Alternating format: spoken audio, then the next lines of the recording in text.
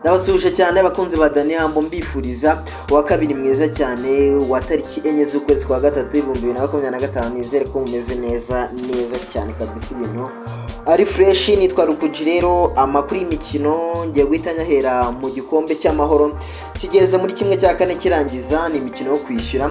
Kuri uyu munsi hateganyijwe umukino umwe, ikipe ya Mukura igiye kwakira ikipe y'Amagaju, ni mu kanya gato ku isaha 9.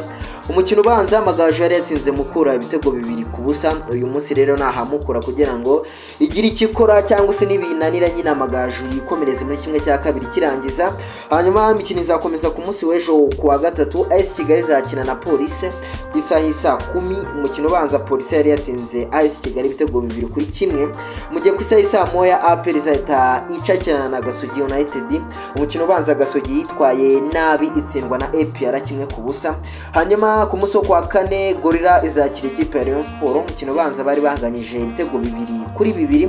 Hanyuma reka nerekeze ku mugabane w'Iburayi mu mikino ya UEFA Champions League iraza kuba ikinwa kuri umugoroba, hakinwa imikino ibanza kimwe cy'umunani kirangiza. Match iza kubimburira izindi Club Brugge mu gihugu cy'Ububirigi kuri stade yabo bita Jean Bradwell Stadium baraza kwakira ikipe ya Aston Villa. Mu gihe ku isaha 4 Borussia Dortmund kuri stade Signal Iduna Park bakira ekipe ya Lille.